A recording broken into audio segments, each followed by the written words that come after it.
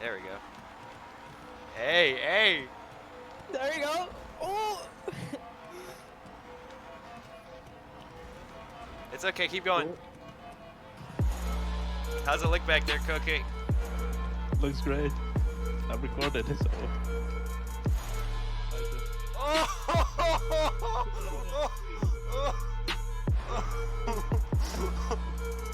That was so beautiful.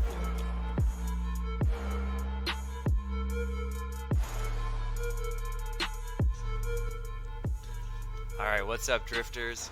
Drift streeters, you guys ready to learn how to tandem? Because we got some fine drifters behind me. We're all going to teach you how to drift on this brand new course. And we're going to have some fun while doing it. And hopefully you'll come out alive. And hopefully you'll come out alive with a door still on your car after you learn how to drift. Because many times, warning, you may lose your door in this clip. Or your wheel, or your whole car. I mean, this is very dangerous stuff. But trust me, it's a lot of fun. So, yeah, let's get into it. No more delay. Yeah, let's go.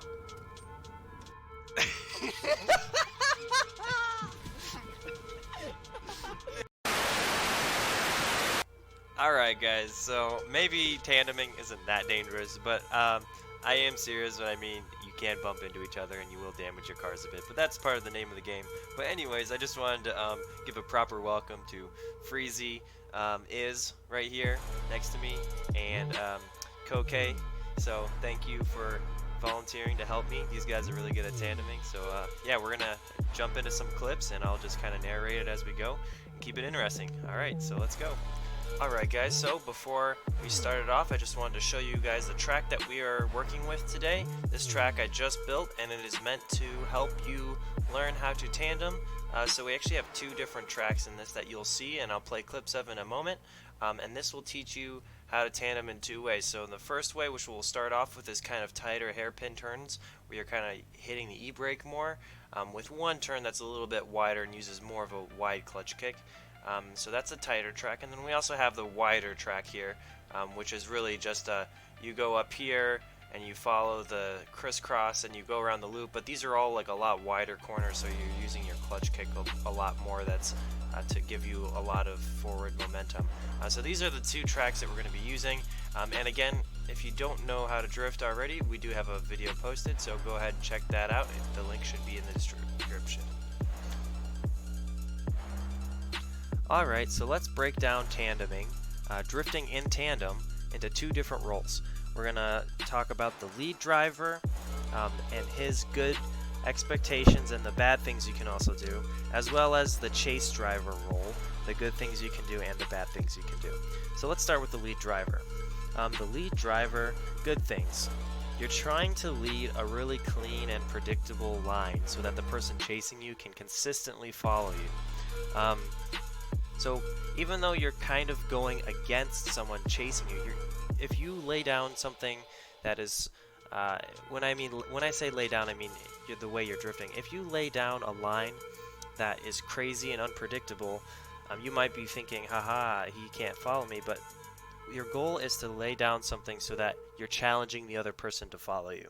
So lead a clean, predictable run. So this also goes kind of with this point, but leave room on the inside corner of the apex, or like where the tightest part of the corner is. Leave room for the person who's drifting, who's chasing you, to drift next to you, because if you take the very inside line of the track, then there's no room for the person chasing you to follow. You can see this in the examples that are going on right now.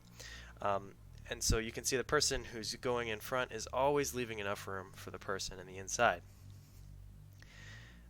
So here's another point. Don't have random decelerations. You want to have a consistent speed throughout the whole thing. One thing you are afforded is you're allowed to have the first corner, the first drift initiation before you start tandem drifting. You're allowed to do whatever you want, and the person chasing you should give you enough space. But other than that, you really want to have a good speed that is predictable throughout the course. Alright, so let's talk about the bad things. The bad things when you're doing a lead driver is when the more angle that you put into your car generally is the slower you're going to drift. If you're driving straight, you're technically going to go faster than when you're driving sideways. So some people use driving a little bit straighter to try to get away from the person chasing. But the goal is to provide something that is able to be chased.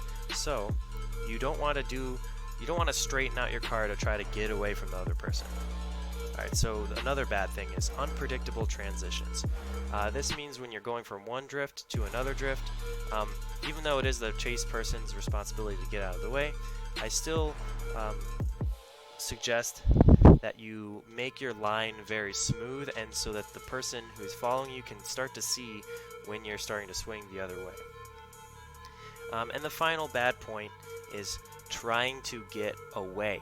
So trying to get away is kind of a combination of everything I said, and you can see that in these clips that the person who is leading is not trying to get away if a mistake happens or something. So if something happens, if you get tapped in the side of the car and you get thrown off, don't just try to just use the opportunity to get away. You should restabilize yourself and continue to lay down a good line that is chaseable.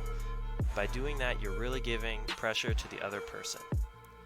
So since my great buds Koke and Freezy have been helping me with this project, with this video, I have been chasing the entire time. So I want to take a second just to show one of my lead runs. I don't really consider myself a specialist when it comes to leading, but I do think I put down a decent line. So in this example, I just want you to see all the things that I'm trying to do good. You can see that my car is very smooth with the transitions, so that's something that is a good thing. You can also see that I'm not really decelerating. I'm pretty much keeping a constant speed, and that's really important. And I'm also leaving room on the inside. So those are the main things I just wanted to show because it's the only time that I did a lead run.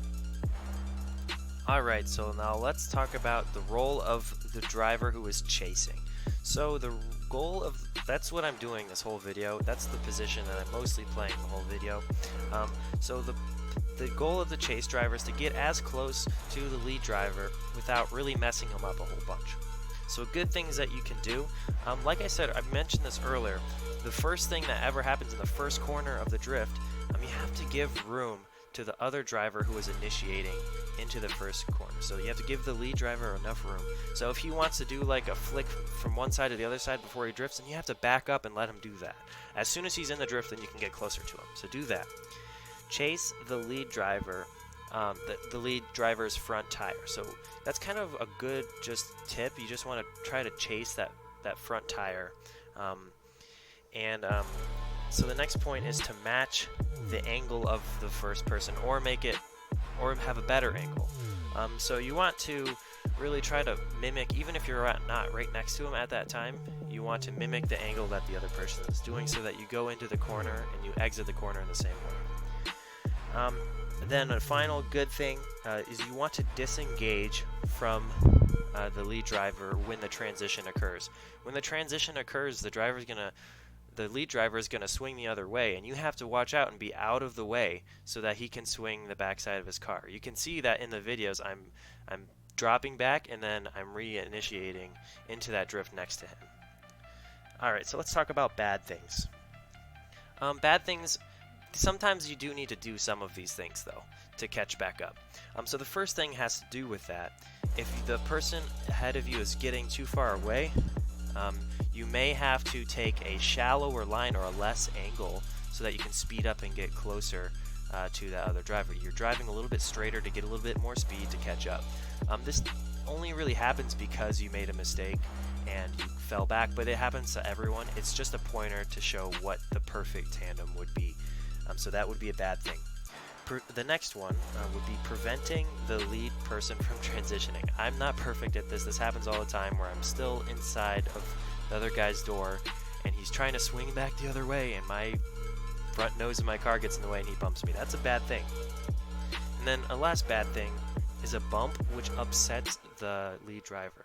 So this is something where it's like sometimes it's not a bad thing. Drifting is kind of like a contact sport, so you have to keep in mind that it is part of the sport. But if you bump the back tire, he's going to spin out. Now, if you bump from the mid of the door to the front tire, usually if it's not a lot of speed, it's actually a good thing because you're showing that you have the control and you're really putting pressure on that other driver. So talking about one exception where bumping is actually not a bad thing. You can see where I bumped the person's back wheel, right? You see him swing out. But then as soon as that happens, I'm going to replay this. As soon as that happens, I try to re-engage and bump his front tire to correct him. Now this can be something that could be looked at as something that could be negative, but if you can save it, then you're really showing your control in this scenario. So that can be okay. So guys, this right here is a perfect example of what happens if you tandem a lot. You're gonna bang doors, you're gonna bang wheels, and you are gonna get some messed up wheels. It can affect your performance, so feel free to respawn your car whenever this happens. But it's not usually always a huge problem. It really depends on the person and how much they want to deal with car damage. But yep, just a personal point. Alright guys, one quick tip that I wanted to give you. That this is huge. If you can see right now, I have my camera view in the stock camera setting, and this makes a huge difference. So you can see it's kind of low, but if you change this to high, I'll show you where to do that, then you can see your car is so much better. So I'm going to start in low. You just go here, and you go to settings, you go to camera, and then you go to high, and as soon as this changes, I'm going to keep this change. Look at that, my camera's a lot higher and you can see a lot better around the corners when you're drifting. The other tip I would give you is when you're drifting, look to your left and to your right, and maybe even look on top of you so you can see better the next person who you're drifting next to. Oh yeah. Wow, we got destroyed. Guys, these are some legendary folks we got here. These guys learned how to tandem like not even that long ago, and they are killing it out there. So like, this is just proof that you guys can do it too. Dude, this is possible. This isn't something that's impossible to do. Do you guys have any tips or tricks that you want to share that, or like experiences that it was kind of tough for you to learn that you eventually like got it, or what do you guys want to say? I think that you just have to keep trying and persevering. Like, obviously GTA drifting, it's very difficult, but as long as you just get your kicks down and you're driving with good people, it's a lot of fun. Yeah, find good people to drift. What about you, Koke? Yeah, like Freezy already said, you gotta keep trying, so you succeed. So, yeah. Keep trying, yeah. Because I'm just saying, like, you look 200 times better than you did like a couple days ago. Not even gonna lie. Thanks, man. Yeah. So, anyways, I think this concludes our drift tutorial. Thank you everyone for watching. Keep us posted, or you should stay posted to what we're posting, because man, I don't have words today. Cut. Stay tuned, guys, because we're gonna have more content coming. We've got tracks. We have a Discord link in the description below if you guys want to join us. I'm literally down to drift with whoever hits me up. So yeah, hit me up and we'll be happy to have you in our drift crew. All right, drift streeters. This is OP Noob. We've got Koke. We've got Freezy. This is goodbye. Bye bye, guys. This is awesome.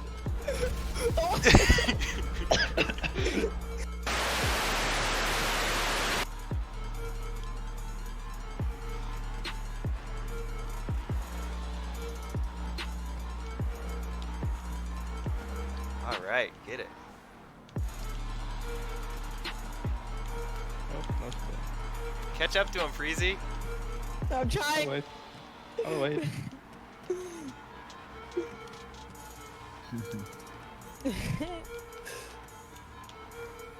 There we go. Hey, hey. There you go. Oh.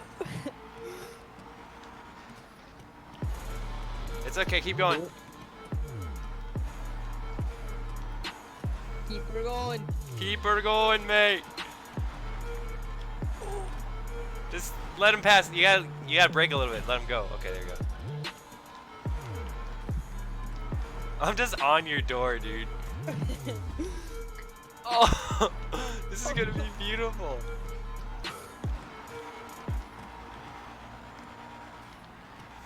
Oh, wow, that was... Oh, we like triple bump. And he escapes. Oh, never mind. Oh, wow. Did I touch you? I don't know. Yeah, you did. You were all over my door. I gotta get on the inside. Pushing him up. How's it look back there, Cookie? Looks great. I've recorded it, so I'll try to. Oh!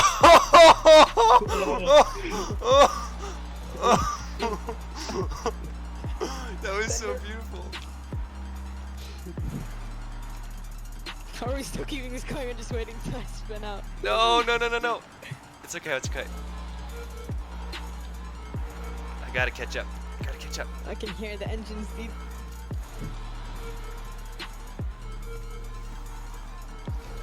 Ah!